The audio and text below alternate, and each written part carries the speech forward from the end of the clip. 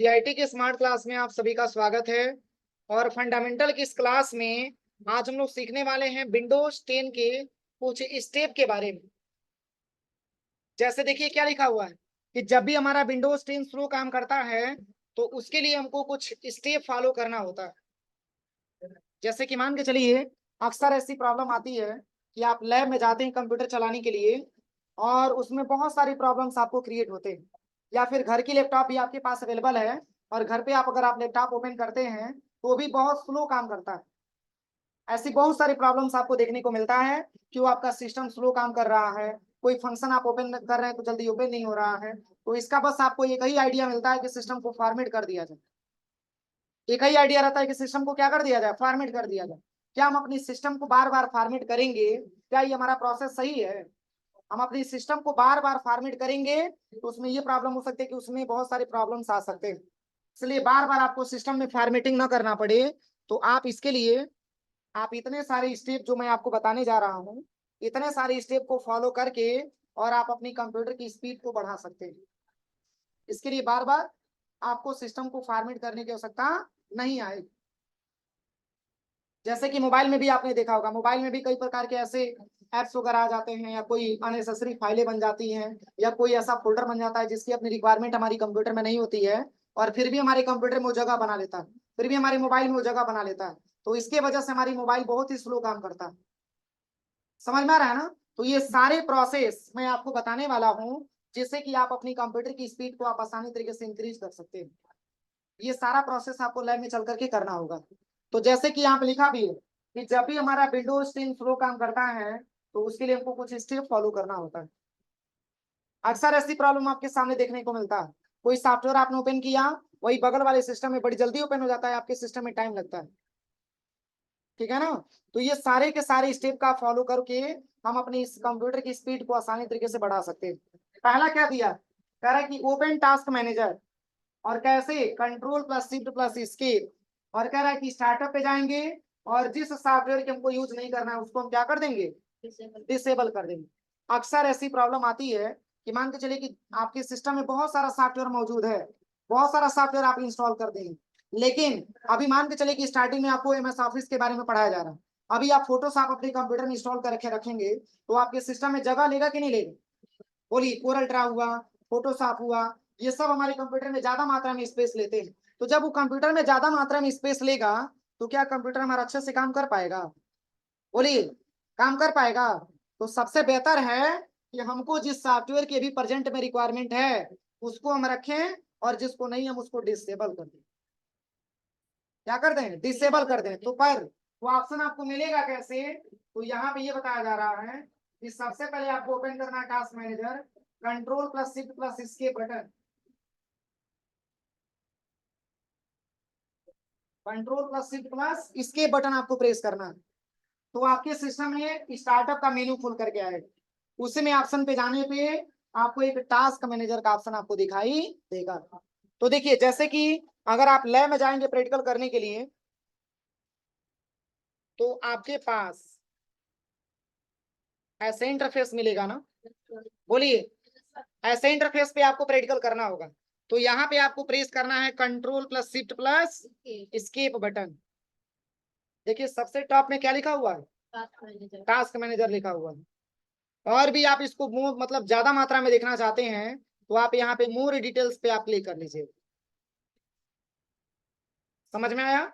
इसके बाद से आप इसको थोड़ा सा बड़ा कर लीजिए। अब बड़ा करने के बाद जैसे देखिए अब यहाँ पे आपको आना है, सबसे पहले कहाँ पे, स्टार्टअप पे आना है। एक बार और समझिए, सबसे पहले क्या करेंगे, यहाँ पे control plus shift plus escape button दबाएंगे, ऐसा इंटरफेस हमारे सामने आ जाएगा। यहाँ पे पेज को हम थोड़ा सा बड़ा करेंगे और इसमें हम आ जाएंगे स्टार्टअप वाले ऑप्शन पे। और जैसे यहाँ पे लिखा है देखिए इनेबल है आपका, ये भी इनेबल है, माइक्रोसॉफ्ट एज आपका डिसेबल है। जैसे कि माइक्रोसॉफ्ट एज की रिक्वायरमेंट तब आती है जब हम किसी पीडीएफ को ओपन करना चाहते हैं, तो अभी इसको डिसेबल कर दिया गया। देखिए इनेबल करना है तो इस पे क्लिक करिए और यहीं पे एक इनेबल का ऑप्शन देगा, बस यहाँ से आप इसको इनेबल कर दीजिए। बाकी जिसकी रिक्वायरमेंट नहीं है उसको आप यहाँ से डिसेबल कर दीजिए। फॉर एग्जाम्पल की मान के चलिए कि हमारे कंप्यूटर में अभी माइक्रोसॉफ्ट वन ड्राइव को भी डिसेबल किया गया है, माइक्रोसॉफ्ट टर्म क्लासिक अभी हमारे कंप्यूटर में जरूरत नहीं है, तो इस पे क्लिक करिए और आप इसको यहाँ से डिसेबल कर दीजिए। कोई दिक्कत?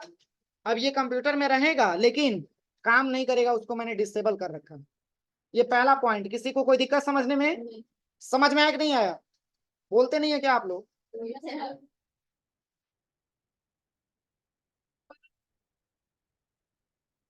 देखिए सबसे पहले क्या करना है, टास्क मैनेजर को जब भी आपको ओपन करना है तो सबसे पहले होम स्क्रीन पे आप रहिएगा और यहीं पे control plus shift plus escape button आपको दबाना है। ऐसा इंटरफेस आपके सामने आ जाएगा।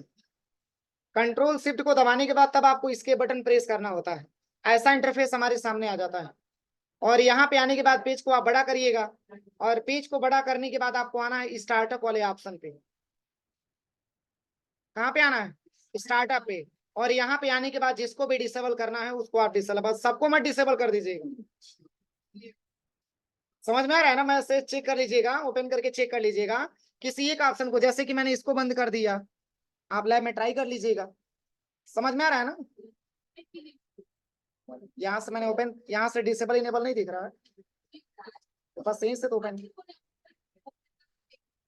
मतलब ओपन करके देख लेना कि डिसेबल है कि इनेबल है, दोबारा ये हम कह रहे हैं। चलिए इसके बाद से क्या दिया है, अगर इसकी परफॉर्मेंस की जांच करना है तो आप यहाँ पे परफॉर्मेंस पे आइएगा। देखिए कौन किस तरीके से काम कर रहा है। देखिए जैसे इथरनेट, आपका इंटरनेट कैसे काम कर रहा है ये आपको बता रहा है। देखिए ये स्पीड के बारे में बता रहा है, ये परफॉर्मेंस के बारे में आपको बताया जा रहा है। देखिए अगर आप सीपीयू की देखना चाहते हैं सीपीयू कैसे काम कर रहा है, तो सीपीयू का इंटरफेस कुछ ऐसे आपको दिखेगा, गीगा हर्ट्ज में अपना काम करता है। ठीक है ना? ये सबकी परफॉर्मेंस के बारे में बता रहे हैं। इसके बाद से आप मेमोरी चेक करना चाहते हैं तो मेमोरी वाले ऑप्शन पे आइए, ये मेमोरी के बारे में बताएगा, मेमोरी आपका कैसा काम कर रहा है। समझ में आ रहा है ना? तो ये आप आसानी तरीके से यहाँ से जांच कर सकते हैं। लोकल डिस्क सी कैसे काम कर रहा है, लोकल डिस्क डी कैसे, ई कैसे काम कर रहा है, सब दिखाएगा आपको। देखिए पूरा हो जाएगा। कोई दिक्कत किसी को?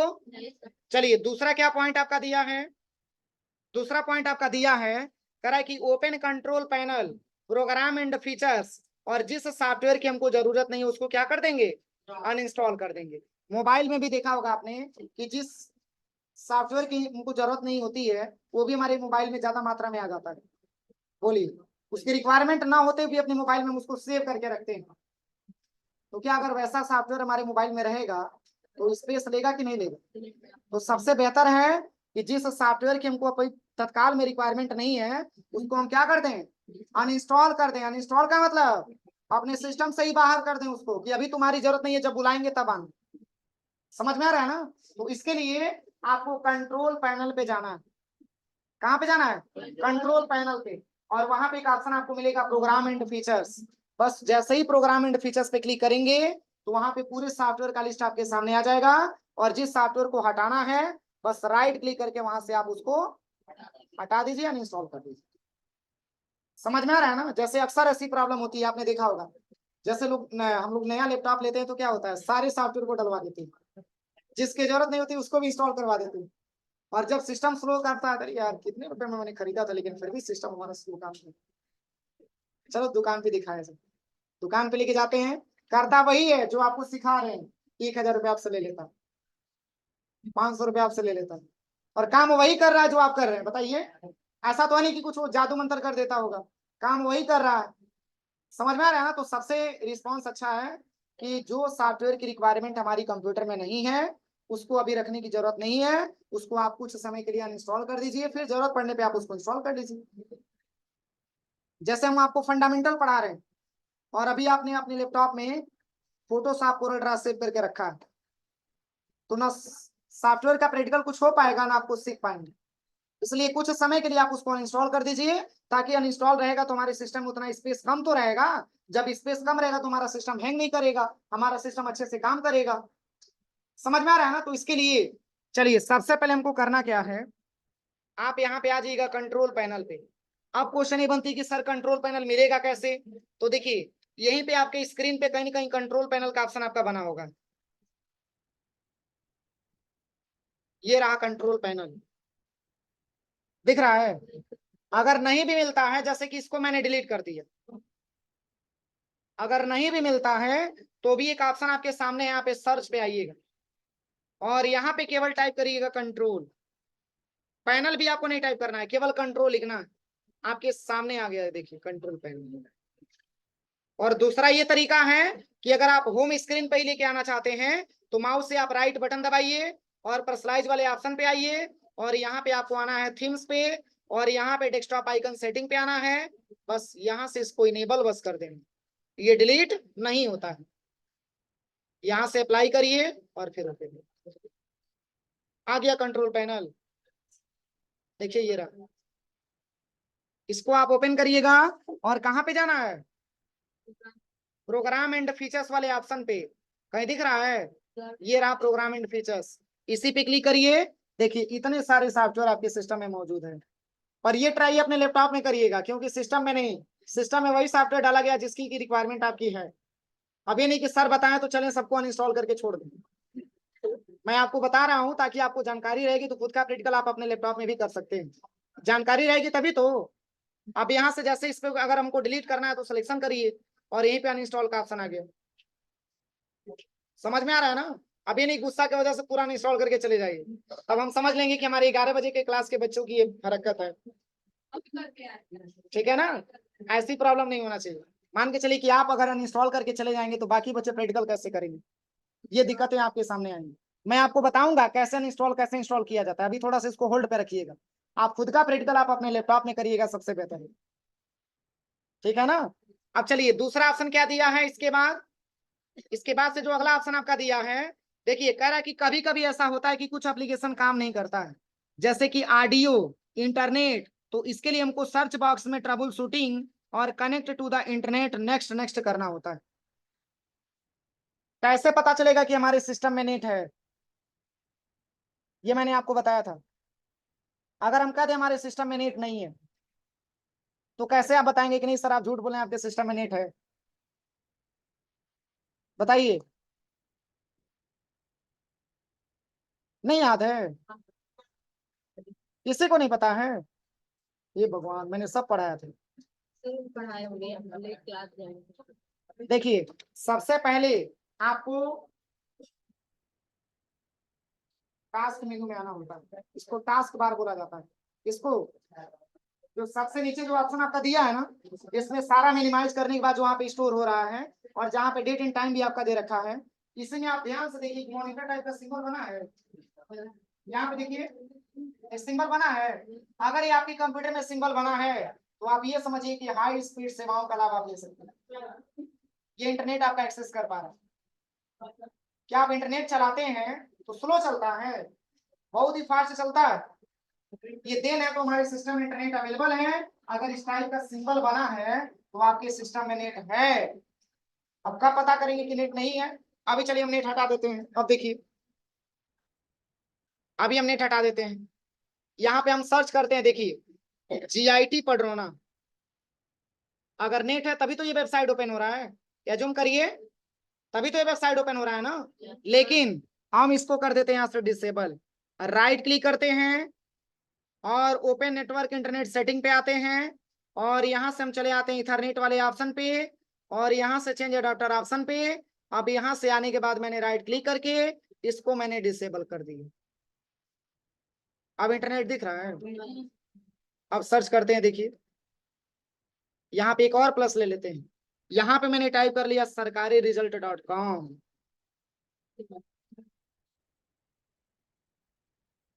समझ में आ रहा है। अब इंटरनेट हमारे कंप्यूटर में नहीं, अब हमारे कंप्यूटर में इंटरनेट नहीं है तो मैंने आपको ऑप्शन बता ही दिया। अब चलिए अगर आप यहाँ इंटरनेट आ गया, दिख रहा है ना, यहाँ से आ गया, इंटरनेट आ गया। देखिए पहले नहीं था, मैंने क्या कर दिया था, डिसेबल कर दिया था। किसी को कोई प्रॉब्लम, तो चलिए अगर हमको कोई प्रॉब्लम आ गई, इंटरनेट नहीं है, तो हम इसको सबसे पहले कैसे क्या करना है। तो कह रहा है कि कभी कभी ऐसा होता है कि कुछ एप्लीकेशन काम नहीं करता है, जैसे कि आपका RD हो गया, इंटरनेट हो गया। तो इसके लिए हमको सर्च बॉक्स में, यही सर्च बॉक्स में और क्या सर्च करना है, trouble shooting spelling, trouble shooting यहाँ पे ऑप्शन दिया है, ट्रबल शूट सेटिंग, इसी पे क्लिक करना है।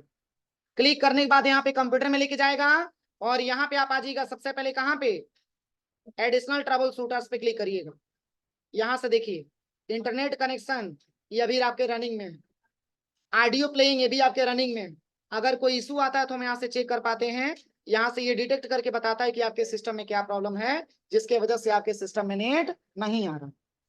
या कोई भी अगर आपके मान के चलिए कि अगर आपके सिस्टम में साउंड नहीं चल रहा है, आप यहाँ पे इसकी प्रॉब्लम को चेक कर सकते हैं। यहाँ से आप प्रॉब्लम को रन करा सकते हैं कि क्या प्रॉब्लम है कि प्ले मतलब ऑडियो प्ले नहीं हो पा रही। हो जाएगा। तो ये ऑप्शन आपका दिया हुआ है। यहां तक समझ में आया कि नहीं आया? बोलिए।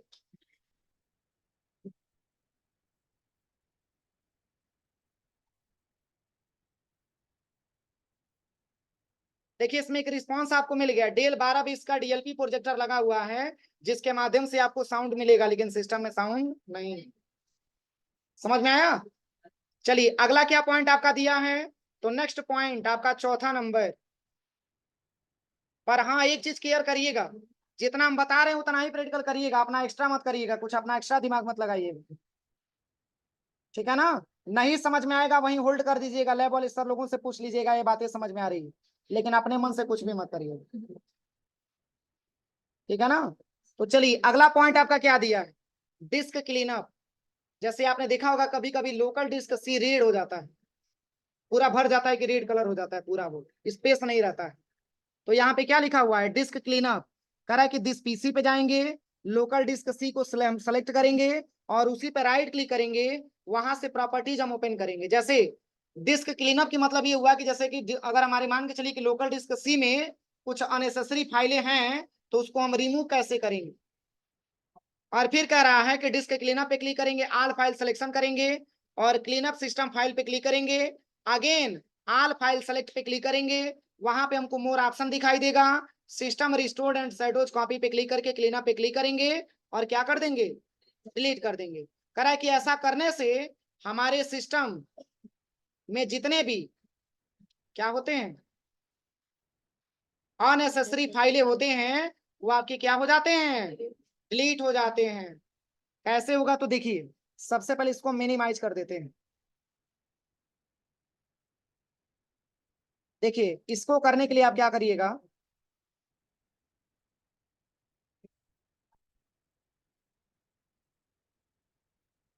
इसको करने के लिए आप सबसे पहले आ जाइएगा कहाँ पे, दिस पीसी पे आ जाइएगा। और दिस पीसी पे आने के बाद लोकल डिस्क सी, यही है ना, राइट क्लिक करिएगा और आ जाइएगा सबसे पहले प्रॉपर्टीज पे। प्रॉपर्टीज पे आने के बाद आपको आ जाना है डिस्क क्लीनअप पे। ध्यान दीजिएगा कहाँ पे आना है, डिस्क क्लीनअप पे। अब यहाँ पे आपको आ जाना है सबसे पहले क्लीनअप सिस्टम फाइल पे क्लिक करना है। बस ऐसा इंटरफेस आएगा थोड़ा सा, यहाँ पे ये क्लीन करेगा। फिर इसके बाद से यहाँ पे एक ऑप्शन आपको मिल जाएगा मोर ऑप्शन, यहाँ पे आपको क्लीनअप पे जस्ट क्लिक कर लेना और यहाँ से डिलीट कर देना, ओके कर देना, डिलीट कर देना। ये जितने भी अननेसेसरी फाइलें हैं वो हमारे सिस्टम से क्या हो रहा है, डिलीट हो रहा है। कोई दिक्कत यहाँ तक? समझ में आया कि नहीं आया? समझ में आया कि नहीं आया? नहीं समझ में आया है? हाँ तो यही बोलिए, मैंने अभी बोला है, बोलने में पैसा नहीं लगता है। एक बार और समझिए कैसे मैंने किया है। सबसे पहले दिस पीसी पे आप चले जाइए, लोकल डिस्क सी पे राइट क्लिक करिएगा, प्रॉपर्टीज ऑप्शन पे आना है और यहाँ पे डिस्क क्लीनअप पे क्लिक करना है। इसके बाद से आपको आना है क्लीनअप सिस्टम फाइल पे। अब जैसे ही क्लीनअप सिस्टम फाइल पे क्लिक करेंगे तो ऐसा कुछ इंटरफेस आएगा। बस ऐसा इंटरफेस आपके सामने आ जाएगा। यहाँ पे आपको मोर ऑप्शन पे आना है और यहीं पे क्लीनअप पे क्लिक करना है, डिलीट कर देना है, ओके कर देना है, डिलीट फाइल पे क्लिक कर देना है। बस हो रहा है, हो जाएगा। चलिए अगला क्या पॉइंट दिया है, तो अगला जो पॉइंट आपका दिया है, चलिए पहले इतना करिए, पहले इतना करिए उसके बाद से अगला बताएंगे। हाँ